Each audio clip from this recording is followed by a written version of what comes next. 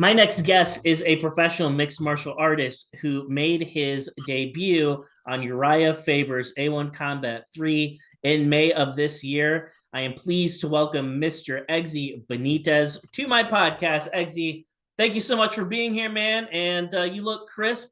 And you got I don't know if you got like a bunch of dead people in that tent behind you, or if that's like an illegal grow operation. The Oregon guys, man. You Could guys be are not both. to be fucked with. I know that. It could be both, man. It could be both. We're gonna leave it to our imagination. But I wanted to pick up. You have such a really like fascinating story. Like I found out about you earlier this spring on the A1 Combat 3 card, and my boy Keanu Moyer told me about you. He was like, dude, Exie Menendez is gonna be on this card. I'm telling you, this guy's like legit. Watch his fight. He's gonna win this fight. And I'm like, all right then, cool. So I added you on Instagram. Getting ready. You're getting ready to kick off the main card for this fight. And I immediately go, who the fuck is this guy? Like I wanted to know. I looked into your history. So I just kind of wanted to pause there. You just fought your first professional fight against a guy, a really tough guy, Right. on no notice, on a huge stage. Can you talk a little bit about like how did that opportunity come together? Because that was your first fight in like 2 years. Actually 4 years. What cosmic forces came into play for that to happen? Well, honestly, man, I can give nothing but the honor and to God, because without God, whether you guys believe or not, there's literally no way that this could have happened. I was randomly contacted by Keanu. He's like, hey, like they're looking for a 145er on my card, and most people don't know. I actually turned down the fight at first. I said no. I was going through. I had some kind of like, I don't know what it was. It was some kind of bump. I had a bump on me or something. It was really painful. I wasn't training. It was like it looked gross, so I didn't want to go to the gym. Mm-hmm. And so I was like, yeah, I mean, I appreciate it, but no. And a week later, it healed a lot faster than I thought it was, and I was like, you know what? Let's do it. So I said I'm in, and I had this was so I got told about it when it was about 30 days away. I signed the contract 2 weeks out from the fight, but I actually knew about the fight that I was gonna fight for 3 weeks. So it was still short notice, but That's incredibly short notice. Did you have like a difficult cut down to 45? Like, was that a painful process for you? Just with the weight cut, and then they're not really being at camp or anything to prepare for it? Because 3 or 4 weeks, I mean, that's like tomorrow being told I have to do something in your world. I mean, yeah, the fight world, Yeah. yeah, when it comes to preparation, I mean, look at these UFC guys. These guys are finding out in July about a fight they're gonna have in November. Right, So exactly. you got 5, 6 months. You can get fat. You can go do whatever you want. Um, you can go juice and come back and still be clean by then. From what I understand. And By how Bellator the doesn't even cycling. care. Bellator, they don't No, even give a no, shit man. about that. No, you can be on all the Mexican supplements. They don't care. All the horse meat, all the kangaroo meat that you can get your hands on, bud. Yep, the Alistair Overeem approved diet. Yeah, cooked up by Frank Mir. But they gave me the fight only because I know they thought that I was going to win. But the weight cut thing, honestly, it wasn't as bad as I thought it would be. My last fight was at 55. I did all my amateur fights at 155 pounds. And I just found out I was only losing. The only fights I lost, I just lost to dudes that were like 6'2", 6'3". But I'm Right. like, geez, you guys could fight at welterweight. And the guys that I've lost to have went and fought at welterweight. So I was just too small. The weight cut actually wasn't as bad. It was 220 degrees in the sauna. It fell off me. Well, that's amazing that you're able to be ready to like perform on no notice whatsoever. I'm going to go ahead. I'm going to call it no notice because that essentially is what it was in that time frame that you're having to deal with. You show up, and like, I what was off was doing jujitsu 3 days a week. I was doing jujitsu 3 days a week, no MMA training, just gi jujitsu. That's all I do. So just jiu-jitsu, which is yep. still badass, but it's like we're not talking about like a fight camp. We're not talking about like a striking camp and all this other cool stuff that you got all these guys killing themselves for and working on. In that scenario that you mentioned, like in the UFC, where it's like, hey, we got to fight for you in December, and it's like, oh, cool. Well, I'll eat a bunch of pork chops now and fuck off for a little bit, and then I'll do all that cool, racket Yeah. stuff later on. But Mm-hmm. what was it about this fight that made you just kind of say, like, you know what, like, yeah, I'll compete. Why not? Because you mentioned it before. There was a little bit of a hiatus. Like, was there something? Did something tell you inside to like now's the time I have to do this? Like, what can you walk me through that thought process in your head? Well, at some point, after my last fight, it was like 2018 in September. I lost, and I took some time off to just, I was just working a lot, and then so 1 year goes by. I think I tried to fight again the next year. It didn't happen. Next couple years goes by, doesn't happen. At some point, man, as an older person, you start to think like, hey, am I ever going to do this again? Right. Like, and as a fighter, a lot of people, and they won't admit this, our identity is tied into what we do. Yeah. So I feel like if I don't fight, am I still a fighter? If I'm not fighting, you know what I'm saying? But there's so much more to me than that. But my thought process was, dude, I have an opportunity of a lifetime. I met Urijah Faber, ironically, I want to say 2017.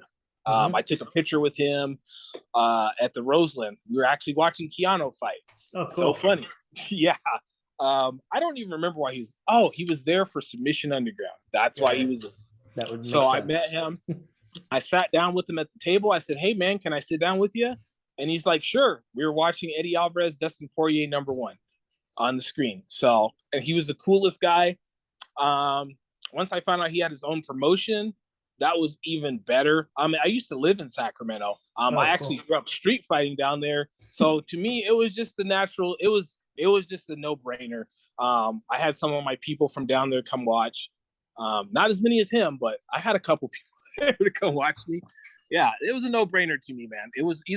I felt like if I didn't fight then, I wasn't gonna fight ever again, I can't say I saw you walk into the cage because I don't know if the broadcast picked up when you were actually making your walk. But when you're in the cage and they're introducing you, you looked very calm. You didn't look like a guy. Maybe it wasn't the case in reality, but like you looked like pretty calm, cool, and collected. And you didn't have the look of a guy who's like been out of action for a long time. You had the look of and composure of a guy who's like, I know what I need to do, and I'll take care of my shit. Like I'll take care of it. I'm not really all that worried about it. Inside, like that's gotta like when you they're nailed it, man. When they're introducing you, I can't say anything else. That's exactly how I felt. Well, I was like, I'm a pro. I'm a pro, and I'm going to show you. When they were introducing you, like me as like the guy who's just on the couch, like drinking a tasty adult beverage and watching the fights, I kind of get annoyed with the announcers sometimes. Like, God, just hurry the fuck up. I want to watch the fights. I can only imagine it's got to be like that if you're like actually standing there, and they're talking all this nonsense. And do you even hear what they're saying, or is it like the Charlie Brown teacher? Yeah. No, so I hear everything. I'm surprisingly present in the moment of the fight. Anybody who's watched fighting long enough will be familiar with the term fight IQ. And I think I'm one of the smartest fighters. I might not be the best, but in the moment, I'm going to be smarter than you, and I will outsmart you. I guarantee it. So my whole thing when the announcers are announcing your name, in my past experience, that's like your last chance to hype yourself up. You know how guys are like, you get to walk across and get close to the guy, like without actually getting socked in the face. That's your last chance to do that. So in my opinion, it's either like, it's one of those things that like, you don't have to do it. I've been fighting, without gloves in the street. I've fought everywhere I can think that I've been in a fight somewhere, an altercation or something. So this to me is just another day in the park. I get to walk in there. I don't have to worry about getting jumped. I don't have to worry about getting hit with any weapons. I'm on TV. Like, I feel good. I was like, there's no reason to be all nervous or Yeah. looking all weird or anything like that, man. I was there to have fun. It's always interesting. It's always interesting to see certain people's dispositions in that moment. Like one of my friends is this guy looks like a freaking Greek god. He's freaking huge. He's like 6'4". He's a middleweight, massive, massive man. Very like if I had to look at this guy and like, yeah, you're gonna have to fight that guy. Be like, are you paying me $1 million? Because like, if you're not paying me $1 million, like a human being has no business being in the ring with this man. And I love it. Like, you know, and anyway, you look at him, he is a very big presence. He was a former D1 college football player, a massive, massive man. But he had to do a total body recomp to make 185 pounds, right? That's not easy because he's, you know, playing football at a D1 cutting school. like 50 pounds, right? Yeah, he was. So he had to totally do a body recomp, and that's why he looks like a Greek god now. And I'm looking at this guy, and I'm looking at my friend. They're introducing him. He's just got his hand on his hips, like he's like waiting in line at the DMV or something. He's not like a guy that like screams and like freaks out or anything. But it's that like calm disposition that's even more terrifying to me. Like, because he's not screaming. He's just like, yeah, like I'm waiting in line at the grocery store. Like you're like buying. You're about as like exciting to me as like me picking up like a bag of bread off the shelf and buying it. Like that's how much I'm thinking about this fight right now. Like, and that's terrifying to me. Yeah, I think this is what's worse, man. There's nothing worse than a guy that does a bunch of cartwheels and capoeira stuff before the fight and gets knocked out in 30 seconds, right? We all make fun of that guy. Yeah, everybody makes fun of him. If you're that guy, I definitely want to see you get knocked out right away. If you're like bringing that sort of flamboyance and that stupidity to it, it's like, okay, that guy that's just standing there with his hands on his hips, I hope he like elbows you in the face and knocks you unconscious. But anyway, we get ready to go. Frank Triggs, the third guy in the cage. You're fighting a guy named Josh Dim, who is a Team Alpha Male prospect. By all accounts, he looks like a very talented fighter, a very advanced fighter. And the fight that you had with him, if I had to describe it, it was a chess match. I know that's like a worn out analogy, but two very technical fighters, two guys that have had a gi on for a good part of their lives, like who know what they're doing. That was probably like one of my like when I look at if I had to talk to somebody and say ground fights can actually be really, really cool and really, really fun to watch. Well, give me an example. Like I would throw that fight on. Be like, these guys are scrambling, like they're working the entire time. Thank you, man. I appreciate that. There's a lot of really cool stuff to watch here. Check this one out. I would put on your fight. I would show on that one. When you go back now, Exie, and you look on that fight, are there moments about that fight that like stick out in your brain? Like, oh man, like I'm so happy I did this, or like, oh gosh, that part was so garbage. That was like the worst thing I possibly ever could have done. Like, what are your thoughts now when you go back and look at that fight? After the initial fight happened, like they read my name and I won. Like I was happy I won, but going back and looking at it, I mean, like kicking myself in the ass for so many things I could have did, but also trying to be patient with yourself and say, hey man, you also didn't have a bunch of time to prepare like this guy did. Like I know this guy was supposed to fight somebody else, and God knows how long you were getting ready for that fight. You could have been getting ready for 3 or 4 months for all I know, because he had been out for 4 years as well. So you don't take a pro fight on like a month or 2 notice when you haven't fought 4 years. So I guess I just was like, going back looking at it, I won more than I thought I did. I did way more than I thought I did in the moment. And then like, there is no way that, like, in my opinion, that was a unanimous decision. Like, I'm not trying to be biased or anything because it was me, but there was no point in that fight where you ever thought, I mean, that the other guy was going to win. Maybe those elbows, but that was kind of just me being tired. I was never hurt or anything. That was a stupid place for me to rest. That's mostly where I kick myself in the butt, because that's what they keep showing on the replay. And that was literally the only moments you had in the fight. When I looked at that fight, I had you 10-9 the very first round. I don't think anyone could make any argument otherwise. For me, the only real controversy in the whole bout is the second round. That was a very, very close round in my opinion. I could see you getting it. I could see the other guy getting it as well. So I could understand like if somebody were to say like 29-28 for you, like unanimous, like that would have been fine with me. I thought you did enough being as objective as I could possibly be to where I think I could comfortably give you the first and the third in my opinion, having watched that fight. The second round, I don't know, that was close. He had his moments too, being Okay, honest. so I will say, so when I went back and watched it, I thought I was getting destroyed in the second round. Mm-hmm. In my mind, in real time, it just felt like I got my ass kicked for 5 minutes, and then the third round was like I came out and did my thing all over again. But the first round, I think I was what did I do? Oh yeah, I kicked him. I dropped him with a leg kick. That was the very first thing that happened. Dropped him with the leg kick. I let him get back up. We engaged and I had him in the clinch. I remember kneeing him in the face and in the stomach a couple times. He got a takedown because I basically just, I was trying to elbow him while he was trying to take me down instead of defending the takedown. He was on top of me for 40 seconds. I reversed him. The elbows he dropped, a lot of them were 12-6. There was a lot of 12-6 going on. A lot. There was some cage grabbing, some 12-6ing. Yeah. And if people don't know what Eggsy is referring to, he's basically saying like there are some like we won't say flagrant, we'll just say some very illegal things that are against the rules, the unified rules in mixed martial arts. Like you're not allowed to grab the cage, and you're not allowed to just like think of a face on a clock. You're not allowed to bring your elbow straight down on somebody. That is against the rules. So that is what he's referring to. MMA 101. That's what I'm here for. So after I got the reversal, I got on top of him. I rode him out most of the time. We got stood up. Like, there you go. Like, you brought it up. Stood up. I was working. I was being patient on top because I wasn't expecting all the submissions that came from the bottom. So I was way more aware. So I was trying to be more patient, trying to find my openings to do some damage and stuff.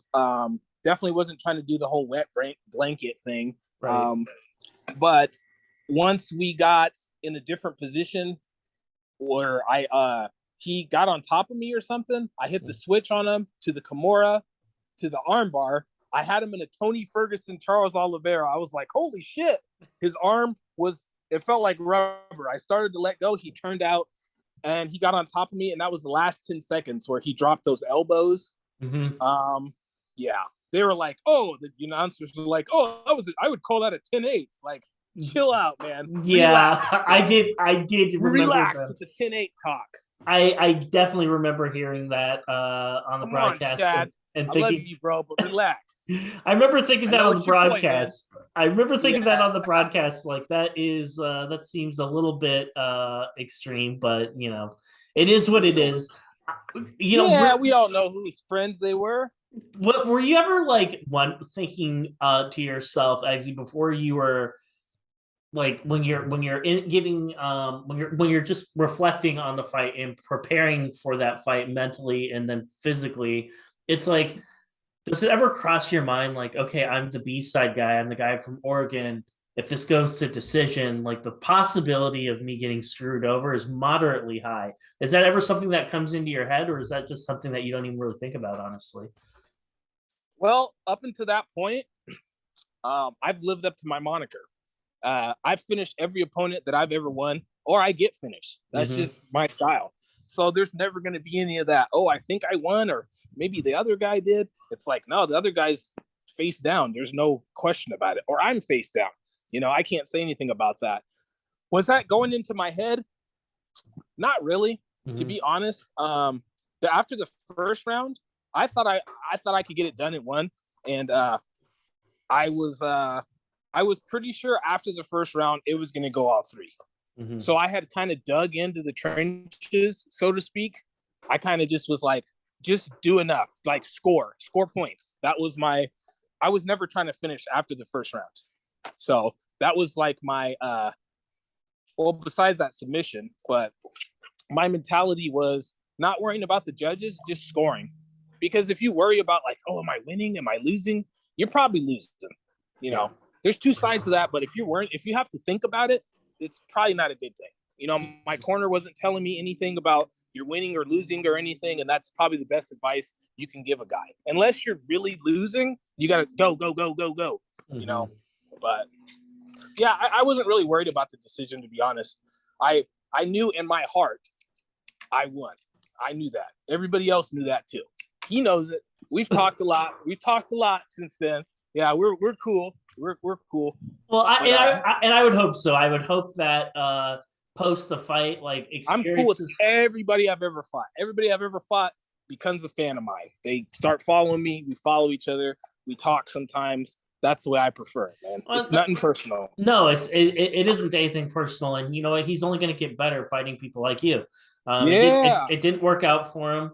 I told him that was the best thing for both of us. Yes. For both of us, dude, I said, if you would have came out here and just knocked me out, you wouldn't have got fight of the night extra money. So we got the bonus. You know, you got more money from losing than you would have if you would have just won, to be honest.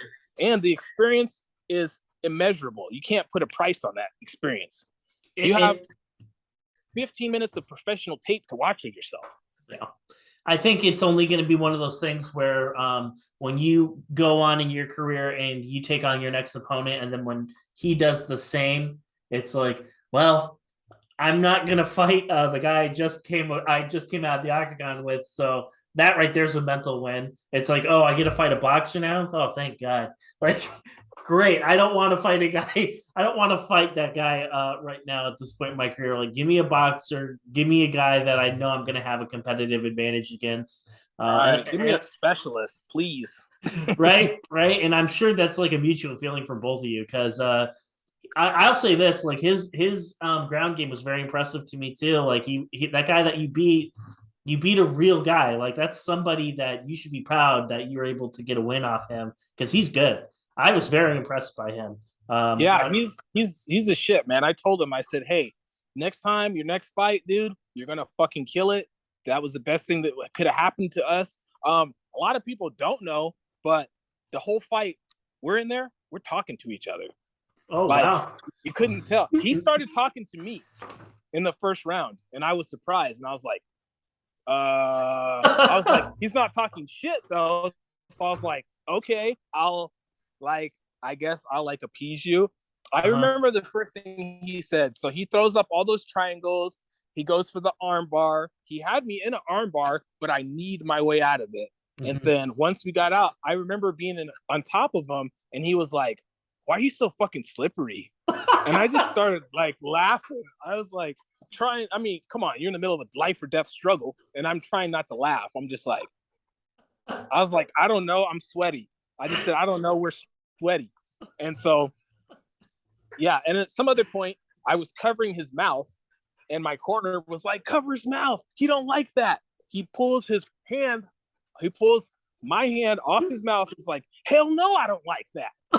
And I just punched him right in the face, but I just laughed right after. I was just like, this is fucking great. I love this. Well, just goes to show that, you're fighting against a guy that is having fun out there and is, right. And is being good natured. And you just don't always see that all the time. A lot of the times when you see two fighters talking to each other, it's the trash talk that they couldn't get out in the pressers or on podcasts or whatever, that they're just wanting to tell each other while they're in the actual competition. So yeah, guys will whisper in your ear and stuff, and they'll say weird stuff to you. So you gotta watch out for that. I have always, and I do. I recommend that, actually. So I wanted one of my friends who's getting ready. He fights in Wales over in the UK, and he's got a very big amateur. He's got an amateur championship fight coming up. And I told him, and he's very quiet. He's like a very religious guy. So he's not the type of guy that's going to go out there and say a bunch of stuff. He's a very kind person. And I was like, but you could still get in somebody's head being very nice. He's like, well, Tyler, what do you mean by that? I was like, just tell him he smells good when you're clinching him. Just say he smells nice and see what he does. And he's just like, don't you think that's creepy? I'm like, that's why you should say it. And but I still don't know if he will or not. But I think that's like a kind way of trash talking, and I'm a fan of kind Oh, for trash talk. sure. You know, The like psychological game is so much deeper than people think. Somebody can say something to you mid-fight, and it'll completely change your strategy. You'll completely throw out the window what you did, and your corner could be yelling at you. You know, you crack a guy, and he smiles at you, and you're just like, man, I know I put everything in it. And then you're yeah, just like, I can't keep doing this because he can keep taking it. Then you're going to be like, oh, geez. Just a smile, you know, after getting punched or something. But if I punch somebody and they smile, I know it hurts. I know you're not going to keep taking that and because that's I know why how I hit. I don't care. That doesn't mean anything to me. That's like the oldest thing in the book. and that's why I think, don't you think it'd be underrated though? Like, okay, let's just say you crack me and like you bust my job or whatever, right? And I clinch you. I'm like, hey man, like that fucking hurt. Like I would tell you that just I don't know why, but it'd be like, would that mess you up though? Like a guy acknowledging, like, dude, So, you like, fucking like hurt really, me. like in reality, like unless you're just an absolute POS, like your aggression meter will come down just a tad bit. You're like, oh, man, I'm hurting this guy. Like, because I think as a fighter, I don't Yeah. know, this is like my mission statement. I kind of want to go in there. I want to beat you up, but I don't want to hurt you. You know Yeah, what I yeah, mean? I don't want you to have any lasting effects of our fight. You know, I don't want you to miss work on Monday should you have a day job. I don't want you to need crutches or anything. But, you know, sometimes these are byproducts of the actual competition itself, but it's never intentional. I'm never going in there to hurt somebody. Even if I say, like, I'm going to hurt this guy, I don't really mean that. I don't mean I'm going to hurt you physically long term. yeah, yeah, yeah. In the moment, it's going to fucking suck for you, though. You're Yes. gonna hate every minute of it. Every second you're in there with me, you're not gonna like it until you get out, and then I'm like, okay, good job, bro. Yeah, exactly. But that's why, just think about it. Like, even if you're not hurt, I think I would say, like, bro, like that fucking hurt. Like, just, I don't know, Yeah, just to like, that right there, you just saying that, we're not even fighting, and I'm like, all right, I can't hit Tyler as hard next time. So right? I Like, mean, it works, man. It's a psychological thing. yeah, Fighting like, is all it starts. You know, the top of your body it's the top of your head, right? This is where your body starts, and this is where fighting starts. If mhm. it's not in your brain, I mean, so many people are just built like tanks that could just take punches and kicks and stuff. But when you see them fight, they're not fighting with their head, so it just looks gross, you know. Right. And I just want to be one of the guys that continues to fight with my head because you guys are going to see some crazy stuff. I didn't even do what I wanted to do in the fight, but I mean, I'm glad I Well, won. do you have, so that begets a great question. So your last bout that happened this spring, and here we are, we're toward the end, we're getting on the tail end of summer here. Do you have a timetable for when you would like to return to competition? As far as I know, and the people I've been talking to with my management, I have been offered some other fights. Unfortunately, I had to decline them. Mhm. Well, one was like at 155 in New York against a 4-0 guy. Just I'm not a 155er anymore, so Yeah. that's a no. Hopefully, October 1st, Lincoln City, King of the Cage. That's the plan right now. Yeah, 2 months from tomorrow to get back in there and paint another masterpiece, a Well, more masterful masterpiece. that's got to be a good feeling though, like having that break from competition. And I'm sure during like that break from competition, like it reset probably a lot of things for you, not only physically but also mentally, and that probably gave you a lot of time. Right, the pandemic's going on, everything's closing up and stuff. Everyone's kind of on this like forced holiday for a year and a half or whatever the case may be. It probably gave you time to like think. It was probably a blessing in a way. I'd almost go to as far as to say, because it's like, how bad do you really want this? Like, is this really going to be for me or no? And I think that pandemic, the length of that pandemic brought out a lot of truth in a lot of people. I'm sure there are a lot of people after it ended, right? Like, hey, whatever happened to so and so? It's like, yeah, I don't know. Like, I thought the pandemic did a lot in terms of, it was like that silent killer of careers. Like, are you going to come back? And I'm sure there are a lot of people, that a lot of faces you saw before the pandemic that you're not seeing anymore.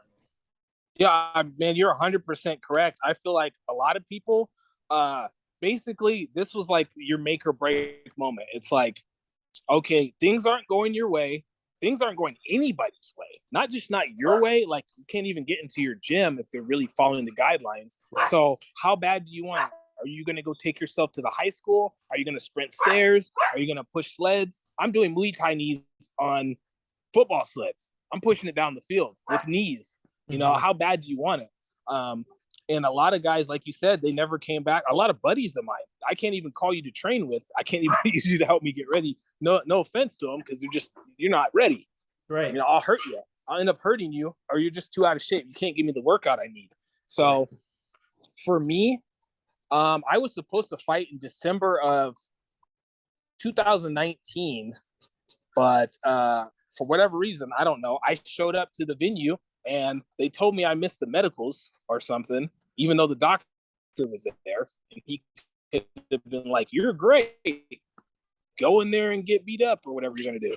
And yeah, so I didn't get to fight. So that was the last time I even cut weight for a fight or anything.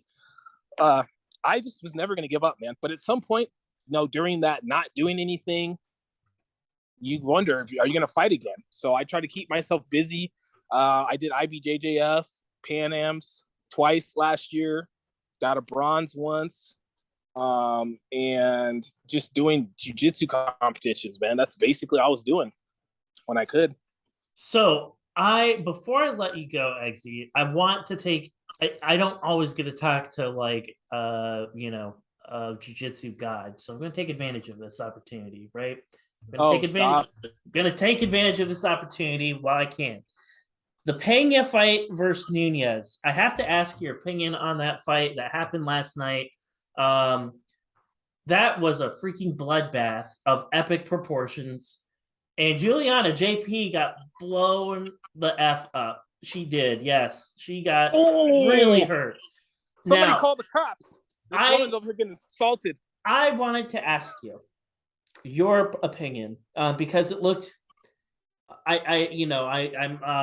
My memory escapes me. I want to say it was in the 4th round. I could be wrong.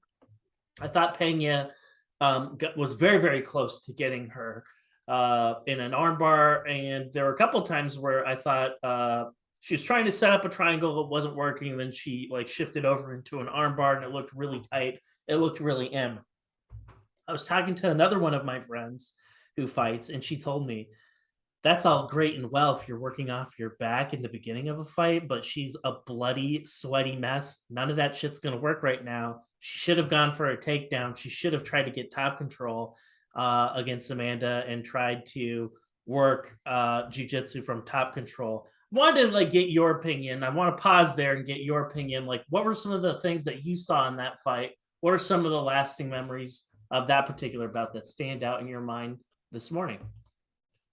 Well, I appreciate you getting my opinion as a super purple belt that I am. Damn right. So what I saw from the submission attempts, one, I'm not big on cheating. There was a lot of glove grabbing. Yes. There was a lot of, I noticed guys are doing that. I noticed for the first time, who did that? Connor fought Khabib. There was a lot of strikes. He landed like 20 strikes because he was cuffing the inside of his gloves.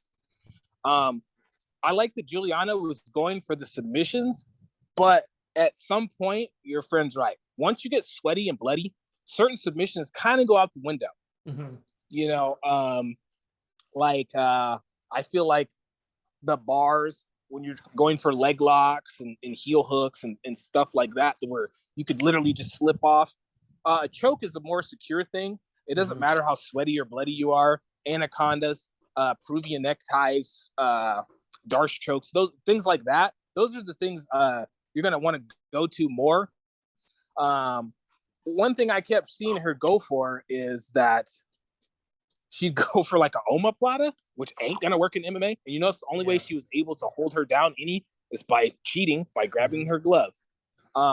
What I did see her able to do, she could have went for a triangle. There was a point where I was like, I hope you don't put that triangle on because she's deep in it. But the armbar thing, the armbar was tight. You don't escape an armbar like that if it's tight. You're not laying on your side if it's not tight. So I honestly thought it was over right there. I'm not going to lie. I was like, damn, you don't see people get out of armbars like that. And I feel like that's more of a female-oriented escape, being able to put your legs over with their hip dexterity and whatnot. being what it is, I feel like it's easier for women to get out of arm bars like that. Whereas we've seen a lot of, how many guys have we seen recently? They're in that same position. They're done.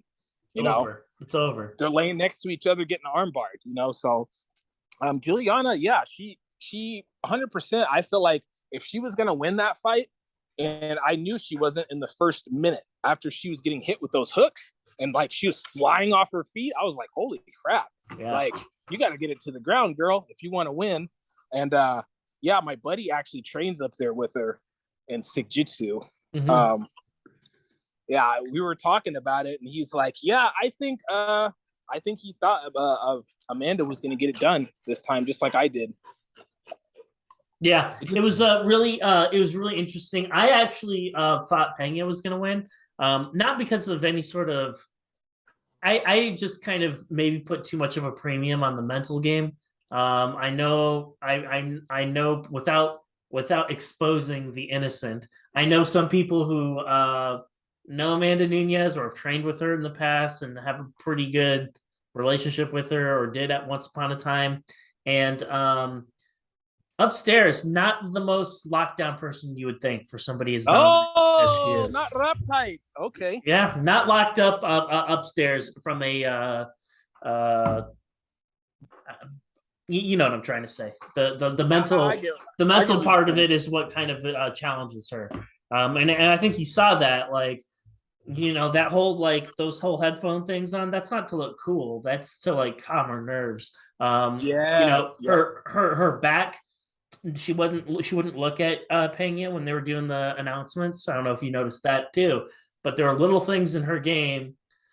She can get kind of psyched out, and so you could tell that she's been working with somebody to try to, like, mitigate that.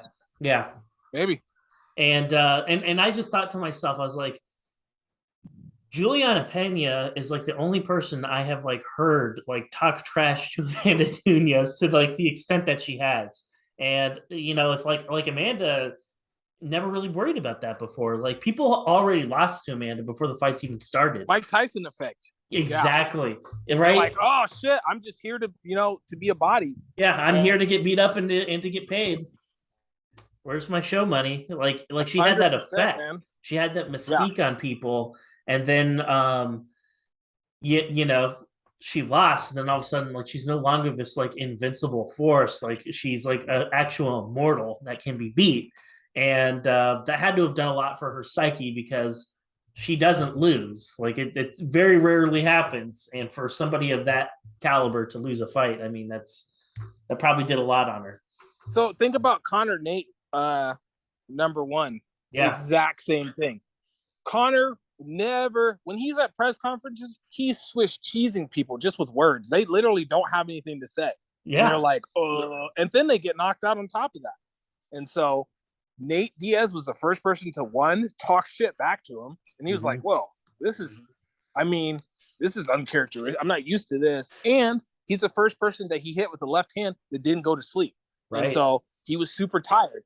But the Amanda Nunes Juliana Pena fight, you know what it reminded me of? It reminded me of, and I didn't think about it till this morning, and then I heard somebody say it, and I was like, oh my gosh, that is the exact same parallel is GSP Matt Serra. Oh yeah, GSP dominant. Yes. Dominant. Loses to a guy that comes off the Ultimate Fighter. Juliana Pena comes off the Ultimate Fighter. GSP looking unbeatable. Straight. Loses. We all thought it was kind of a fluke. The Amanda fight, the first one, I didn't think that was legit. She just didn't look the same. Mm-hmm. But when they came back, they both switched camps, worked on their mental, completely changed their game strategy, because Amanda wasn't out there swinging. Just like GSP, he stopped trying to be a stand-up fighter after that. He straight turned into a wrestler. She was very patient, and I'd never seen Amanda. It was almost kind of like, swing on her. Right. I'm used to you swinging. Right. Yeah, it was almost like you're too patient. Yeah, and I was like, this isn't the Amanda Nunes that I have seen in all my years of watching the sport. It's an evolved version of her now. Right. And I didn't know she had it in her. I didn't, like, when you're at this point in your career, it's like, it's like, I've done everything I could possibly do, and then I've made my money. I had my belts. Like, I am who I am. I'm not changing. And a good example of that, and not in a good way, is Nate Diaz. He's like, yeah, I know jujitsu. Not gonna fucking do it though. Like, I'm like, nope, not doing that. Why? Because I don't want to. I want to stand and bang because it's more fun. Not good in the longevity department, but Even you're though I'm talking. not winning the standing and banging, I'm still gonna do that anyway. Yeah, because that's Like fucking yeah. Nate. Come on, Nate. I'm just thinking to myself like that's a good example, probably the best example of a fighter who just found something that he likes and he knows he's at a stage in life where it's just like I'm gonna do what I want to do, and it's like, but it's like you could be winning so much more of these fights and taking way less damage if you use your black belt a little bit more. You know that, right? But he just doesn't care. I hate watching college wrestlers come into MMA. They knocked out a guy, and then you never see a takedown from them ever again in life. Johnny Lawler, Johnny Hendricks, Tyron Woodley. I could go on for days. Josh Koscheck. The list goes on and on. At least John Fitch. John Fitch was not a real striker. He never really knocked anybody out. So when's the last time you saw? And I like this guy, but I don't know the last time I've seen Chandler shoot on anybody. True. That's another one, because he likes to stand and bang too now. Yeah, and it's like, dude, you're kind of like weigh 180 pounds, fighting at 155, maybe even more. Who knows? Look kind of beefy. And you're not taking guys down like Tony Ferguson, like skinny ass dudes that you're fighting. It's insane to me. It's just my thing is this: whenever I'm fighting, any advantage that I have where I don't feel like you're going to be as good, I'm gonna do it. I don't care what it looks like to you on the outside. I'm gonna do that. Yeah, but yeah, the name of the game is to win the fight. That's why you're there, right? Right. So I'm gonna take the path of least resistance. If you know that, like, oh wow, this guy's really really good in jiu-jitsu. Okay, well, we're not gonna do jiu-jitsu today. I'm gonna punch this guy's lights out. It's just I'm gonna take the guy down. If the guy's good at jiu-jitsu, this is the big misconception. Don't take him to the ground. No, actually take him to the ground because it's gonna fuck his head up. You take him to the ground, you punch him a couple times. The minute he grabs onto you, you jump the fuck back like he's got AIDS. And then that fucks their whole head up. They're like, well, fuck, I can't take you down to do my jiu-jitsu. And when I'm on the bottom, I'm getting hit, and then I have to stand back up again. And you rinse and repeat. I mean, I've done it in my other fights. I fought guys that went to Worlds as purple belts when I was a white belt. And I tapped the dude out. I just rinse and repeat. Beat him up, take him down. Don't stay on the ground too long. Stand back up, rinse and repeat. Yeah, well, it works. What Habib's a white belt. He did okay. Yeah, he did. He did all right. He did okay. So yeah, that's another thing to think about. Like, one of my other friends, he is a white belt. I don't think he's ever put a gi on in his entire life, and he fought in a promotion called XMMA, and he was in Florida, and he ended up. Oh my god! He ended up choking out a brown belt, and he's never had a gi. He's never put a gi on in his entire life. Yeah. So my thing is like, there's belts, and then there's skill levels. Right. Because there's like, I don't know what it is. I don't know how the belting system works, but yeah. I mean, I've choked out a black belt or two as a white belt. I don't know. Does that mean I'm good? I don't know. I'm not giving out the stripes. I know I can hold my own. Well, you know what? You're worried about it. You're 1-0, baby. That's all that matters. Who cares what color your belt is? The only thing that matters is what the number is. What's the first number they read out? And is it higher than the second number? And if it is, you're doing okay. And so far, that's the case with you. Exie Benitez. Right. Exie, you're the man. And I hope that we get a chance to do this again. I want to give you the opportunity. Man. Well, we will run it. We will run it before you go back out there once again. But I wanted to give you an opportunity. I know that you have a lot of teammates. I know you have friends and a lot of people that work with you that probably don't get the recognition that they deserve. So I'd like for you to use the next couple minutes here. If there's anyone that you'd like to thank or shout out, I'd like you to do that. Man, first off, I want to thank all my teammates at American Top Team. You guys make me better, whether you guys think so or not. Whether you guys are kicking my ass or I'm kicking yours, you guys make me better. I love you guys. John motherfucking Simone is the man. Simone is the man. Watch out for this guy. He's on the fucking come up. Nobody wants to fight him. They're scared. They're ducking him every chance they get. But Ricky's cousin, he's on his way up too, man, and he's a beast. Hamza, love you, dude. Chase Davis, he's got his first fight coming up. Much love to those guys. And congratulations to all my teammates too that won your fight to King of the Cage. Brandon, all the amateurs, Fernando, love you guys. Keep putting in work, and I'll see you guys tomorrow. All right. Exie Benitez, ladies and gentlemen.